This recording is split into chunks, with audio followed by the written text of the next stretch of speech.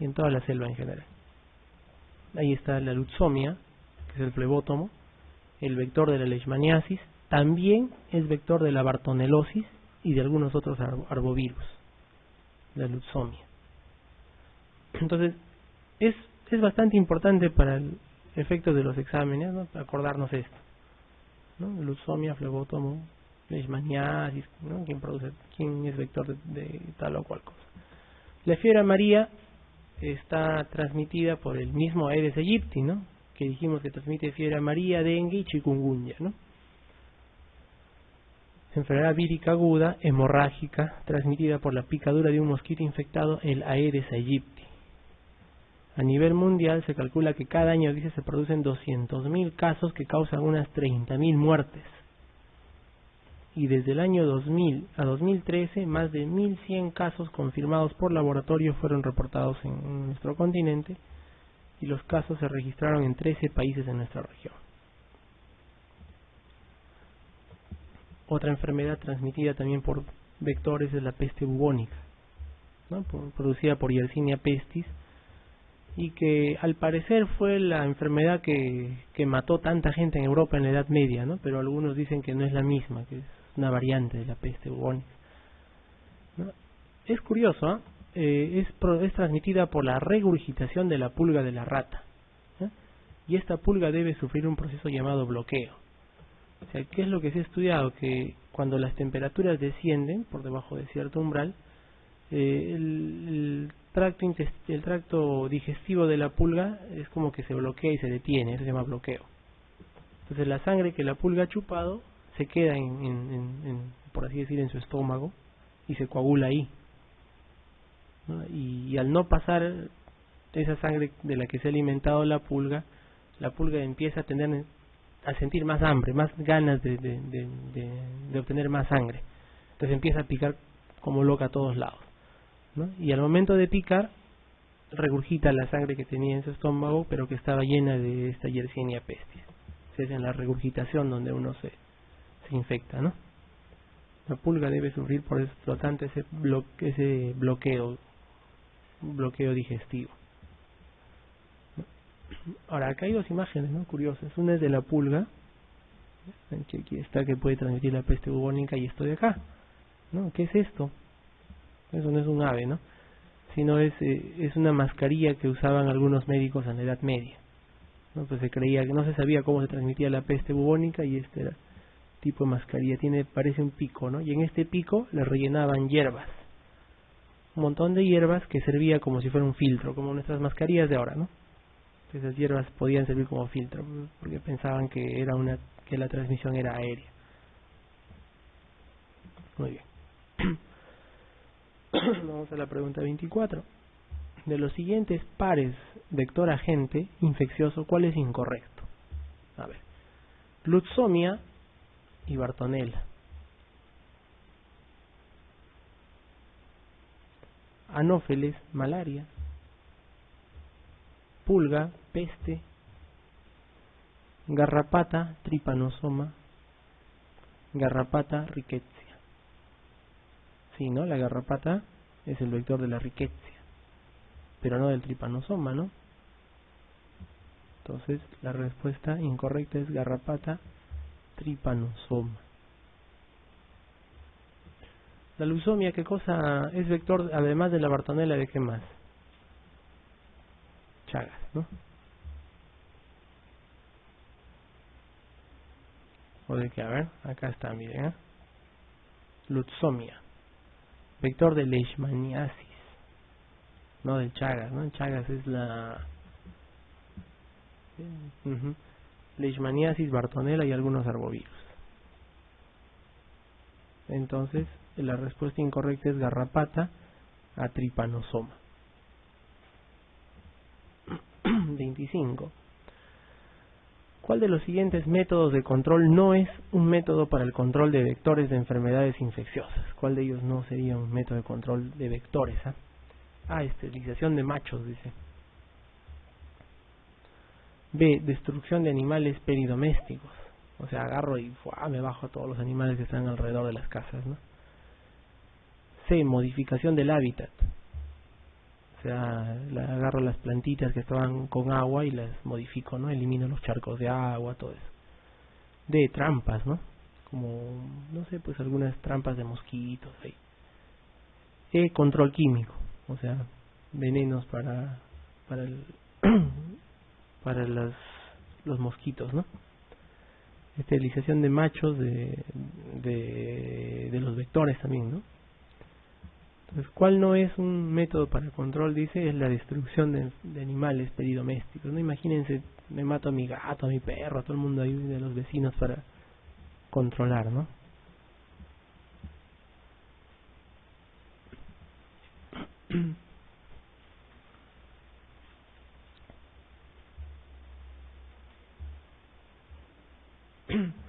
(26) dice, de los siguientes métodos de profilaxis primaria, ¿cuál o cuáles pueden evitar en un huésped susceptible la aparición de enfermedad transmitida por vectores? ¿Cuál dice puede evitar? A. Vacuna antifiebre amarilla, evita la aparición de la fiebre amarilla, ¿no? B. Quimioprofilaxis antipalúdica. Sí, ¿no? Algunas personas que viajan a las zonas endémicas les dan su quimioprofilaxis sin tener malaria, ¿no? C. Quimioprofilaxis con tetraciclinas para la peste. La D dice solo A y B, o la E dice A, B y C. ¿Cuál puede evitar la aparición de enfermedad transmitida por vectores? Todos, ¿ya? Todos los que están ahí. Quimioprofilaxis con tetraciclinas también para la peste, para la Yersinia pestis, ¿no?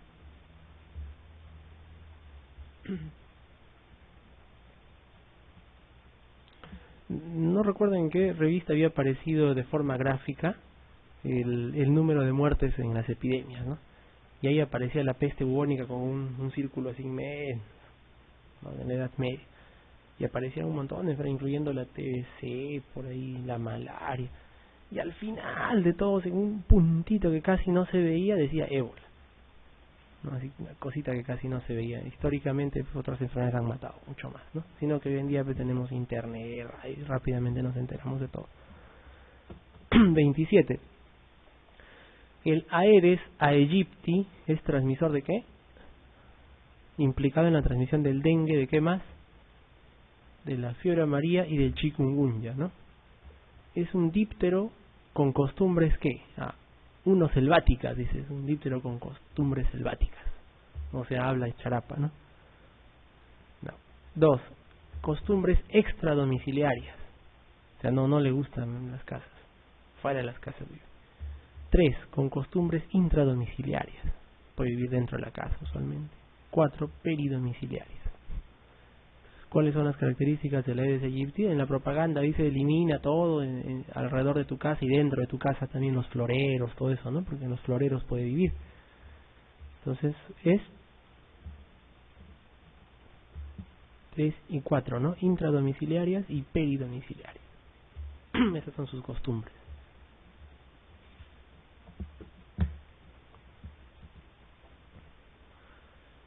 28.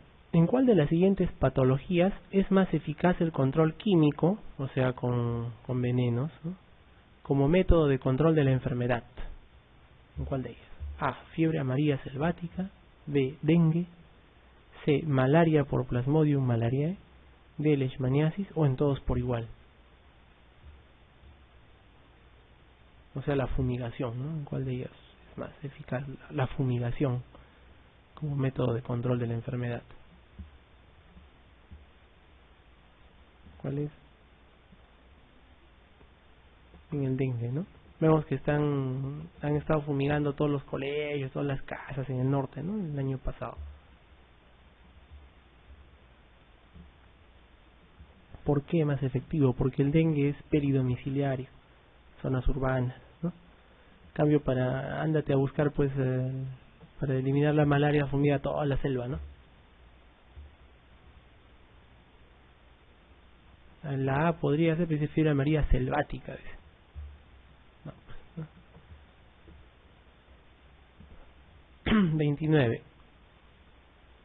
Nuevamente el dengue. En el control del dengue, la medida con mayor sostenibilidad y por lo tanto la que más debe reforzarse es de entre las siguientes. Sostenibilidad significa que en el tiempo dura, ¿no? ¿Cuál? A, control químico. B, vacunación contra dengue. C, reordenamiento del medio ambiente. D, vigilancia de epizootias, o sea, animales infectados. O E, tratamiento y aislamiento oportuno de los casos índice. Ya nos han dicho hasta por la televisión, ¿no? En los intermedios de todos nuestros programas, que el reordenamiento del medio ambiente es lo más importante para el dengue.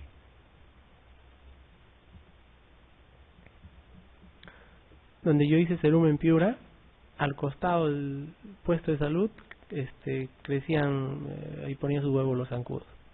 Había varios charcos por ahí, o sea que tuvimos que vaciarlos, ¿no? Y era una bajadita y la gente de arriba iba botando su agua y iba cayendo, así se iban posando de nuevo. Entonces el reordenamiento del medio ambiente es importante. 30. ¿Qué forma de transmisión de un agente infeccioso por un vector es o no es correcto?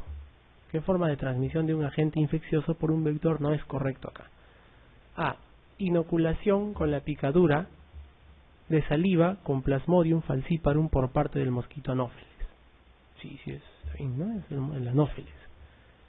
B. Autoinoculación del huésped por rascado de Trypanosoma cruzi en heces emitidas al picarnos un triatomino infectado. Sí, ¿no? Hace sus heces y nos rascamos y nosotros somos los que nos infectamos. C. Inoculación del huésped a través de la regurgitación del contenido digestivo de Yersinia pestis durante la picadura realizada por una pulga infectada. Sí, ¿no? Nos regurgita la sangre con Yersinia pestis. D. Inoculación con saliva infectada por leishmaniasis por flebótomo. El flebótomo es el transmisor de la leishmaniasis. O E, todas son correctas. ¿Cuál no es?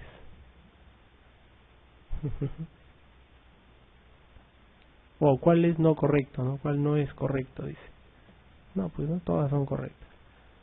Aunque esto es una falacia, ¿no? Nos preguntan cuál no es correcto y yo digo la E no es correcta. No, está mal, ¿no? Todas son correctas en realidad. Todas son correctas, todas están bien.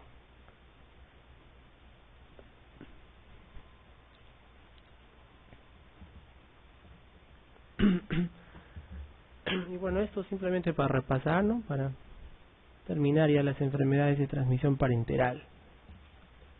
De esto creo que disponemos de más información nosotros, ¿no? Estamos en los hospitales, en todos sitios, ustedes ya han estado rotando ahí, no han hecho su internado, etcétera. Son formas de transmitir enfermedades infecciosas por vía parenteral. ¿Cuáles? El trasplante de órganos, sí, ¿no? A través de trasplante de órganos podemos transmitir enfermedades. B, la transfusión de hemoderivados, definitivamente sí, ¿verdad? Por ahí siempre sale un caso de que ha sido infectado con VIH, con hepatitis, que es lo más frecuente. C, el uso de material quirúrgico contaminado, también, ¿no?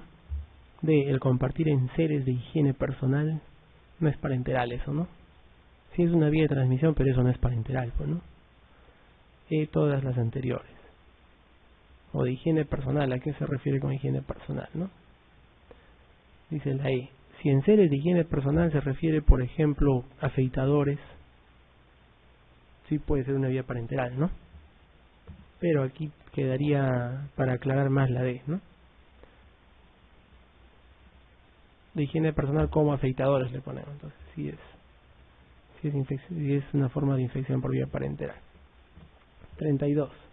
No es un agente infeccioso transmisible por vía parenteral. ¿Cuál de ellos no se transmite por vía parenteral? Treponema pallidum, sífilis, por vía parenteral. B, listeria, monocitógenes. C, Bartonella bacilliformis. D, Toxoplasma gondii, o todos lo son.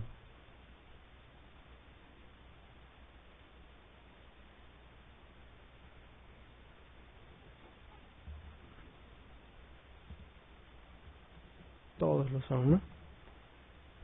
Todos pueden transmitirse por vía parenteral, hemoderivados, principalmente, ¿no?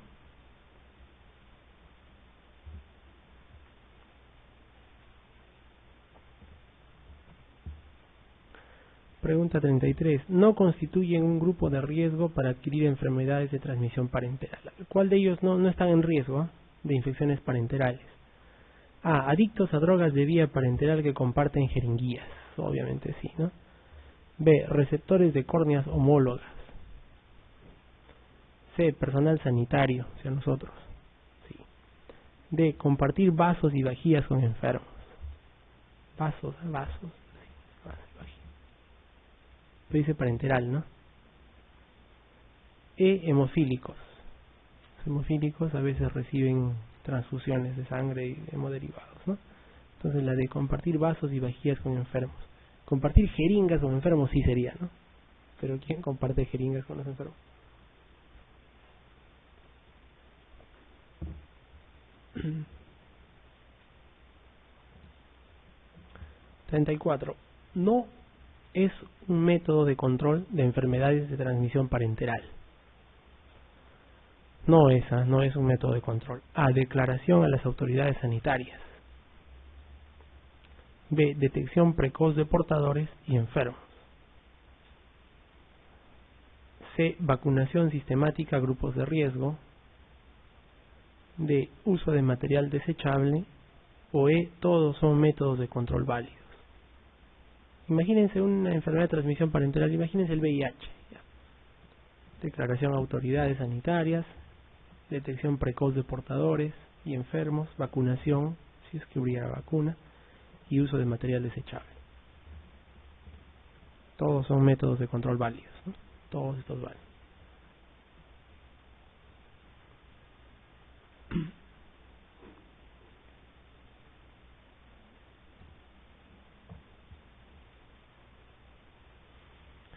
De los que están citados ahí, dice, ¿cuál de los siguientes agentes infecciosos se transmite más eficazmente durante accidentes punzocortantes? Estamos en el hospital y ¡fua! Yo creo que todos nos hemos punzado alguna vez por lo menos en el hospital. Yo me puncé una vez. La mayoría entonces. Virus de la hepatitis B, VIH. VIH es poco, ¿no? La transmisión por punción es poquísimo. Virus de la hepatitis C, virus de la influenza B, o virus de la hepatitis A. De la hepatitis A, ¿cómo es? Oral, ¿no? Oral fecal, fecal oral. Entonces, ¿cuál de ellos es el que con más eficacia nos podemos infectar nosotros si nos punzamos? Es el virus de la C, ¿no? Hepatitis C.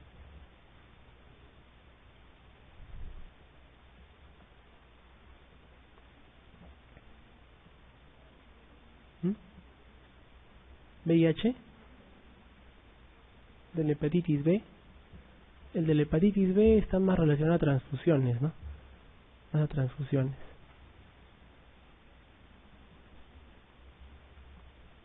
Sí, pero sí es el de la hepatitis C. Vamos a revisar. El de la hepatitis C, el que es más eficaz durante accidentes punzocortantes.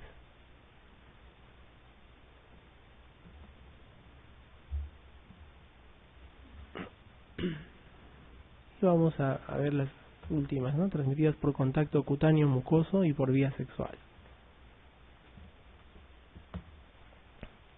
36. Para que sea efectiva la transmisión de una enfermedad infecciosa por contacto, ¿qué necesitamos? A. El tegumento del huésped susceptible debe estar necesariamente alterado. B. La fuente infecciosa debe ser animada. C. El mecanismo de transmisión no es indirecto, sino es directo. E. El hacinamiento y la promiscuidad favorecen la transmisión. E. Generalmente la transmisión es poco evitable.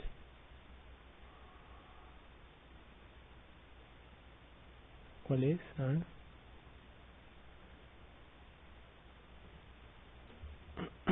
Por contacto, ¿eh? Para que sea una vía de transmisión directa por contacto.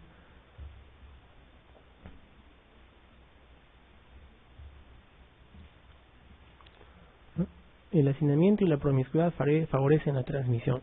La promiscuidad tal vez puede ser, ¿no? Alguna necesidad por contacto, pero el hacinamiento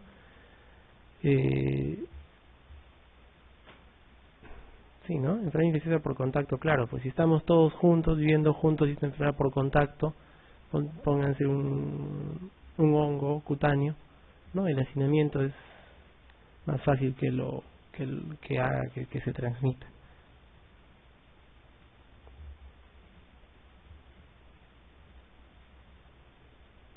En el caso de la A, el tegumento del huésped susceptible debe estar necesariamente alterado. No es tan cierto, ¿no? Puede estar sano. Imaginemos una tiña. Ya, no necesariamente tiene que estar alterada nuestra piel para infectarnos de tiña.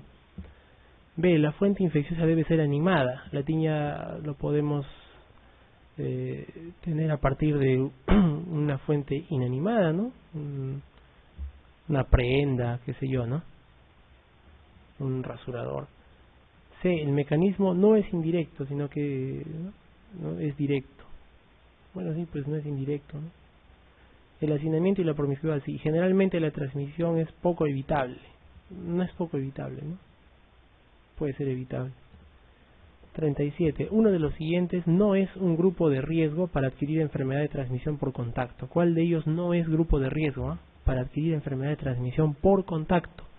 O sea, en la cual se contactan dos personas por mucosas o por piel.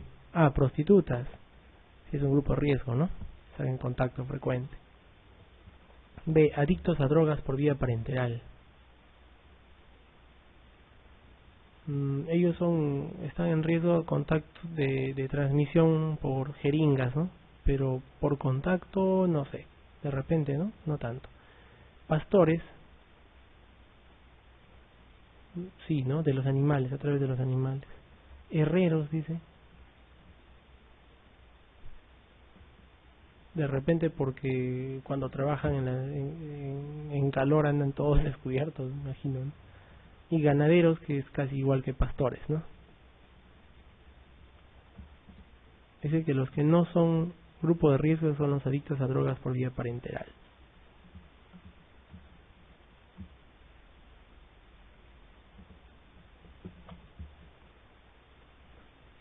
(38) Se adquiere por contacto mucosa-mucosa las siguientes enfermedades menos una: pinta, oftalmia neonatorum, herpes neonatal, mucosa, queratoconjuntivitis epidérmica o tracoma y tracoma, ¿no? El tracoma sí tiene que haber mucosa-mucosa, la queratoconjuntivitis, ¿no? El herpes neonatal, la oftalmia. ¿Cuál no es contacto mucosa-mucosa, no? La pinta se puede transmitir no necesariamente mucosa piel-piel, sino a través de un objeto inanimado como suelo-piel. ¿Ya? Pero aquí nos preguntan por mucosa-mucosa. 39, ya casi al final, es una enfermedad de transmisión por contacto con animales. ¿Cuál de ellas es por contacto con animales? Esporotricosis, micetomas, candidiasis, nocardosis o microsporosis o microsporidiosis, ¿no? Por microsporidium. La esporotricosis generalmente nos van a preguntar que está asociado a las espinas de las rosas, dice, ¿no? Espina de rosa. Micetoma, no, pues el micetoma no tiene nada que ver con contactos con animales, ¿no? Son unas infecciones de piel, hueso, todo profundas y todo. Las candidiasis tienen que ver con los animales, ¿no? La nocardosis tiene que ver con el suelo, ¿no? En el suelo generalmente están las nocardias. Y la microsporosis, ¿no? O microsporidium tiene que ver con aves, ¿no? Contacto con aves, los criadores de palomas, por ejemplo. 40. ¿Cuál de los siguientes ectoparásitos tiene al hombre como huésped primario, o sea, reservorio natural, y no actúa como vector de ninguna enfermedad?